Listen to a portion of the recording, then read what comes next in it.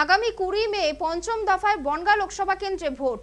বনগাঁ লোকসভা আসনটিতে মতুয়া সম্প্রদায়ের ভোটার বেশি, তাই এবারের নির্বাচনে বনগাঁ কেন্দ্রে মতুয়া সম্পর্কিত নির্দল প্রার্থী হয়ে সুমিতা পোদ্দার মনোনয়ন জমা করলেন। বৃহস্পতিবার বারাসাতে জেলা শাসকের দফতরে এসে নির্দল প্রার্থী হিসেবে সুমিতা পোদ্দার মনোনয়ন জমা দিলেন। নয়, আমি ভক্তি, আর সেই ভক্ত জাগরণ হচ্ছে। গুরুচাঁদ বললেন যার আপনার লড়াই কার সাথে? আমার লড়াই দুর্নীতির সাথে লড়াই, আমাদের অধিকারের লড়াই, আমাদের সাথে যে চক্রান্ত করা হচ্ছে সেই চক্রান্তের বিরুদ্ধে লড়াই। এই যে ঠাকুরবাড়ির দুই পরিবারই রাজনীতির মধ্যে ঢুকছে, এতে কি মতুয়ারা কোনো লাভবান হয়েছে? না, মতুয়ারা আরো কত ক্ষতগ্রস্ত হয়েছে মানে জানুন। মানে কিছু মতুয়া তৃণমূল হয়ে গেছে, কিছু মতুয়া বিজেপি হয়ে গেছে।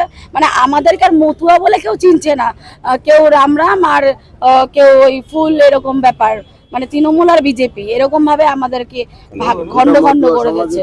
ঠাকুরবাড়ির এই কালিমা মুক্ত করবার জন্য কি আপনি নির্বাচনে লড়াই করছেন? হ্যাঁ, ঠাকুরবাড়ির এই কালিমা মুক্ত করতে কি আপনারা? একদম একদম। আমাদের দেখুন, আমরা আমাদের সন্তানরা যখন ভুল করে তখন আমরা তাদেরকে শাসন করি না। আমরাও তাই মনে করছি যে ওরা ভুল করছে, ওদেরকে সঠিক পথ দেখানোর জন্য আমাদের এই শাসন, আমাদের একটা শাসনই মনে করুন।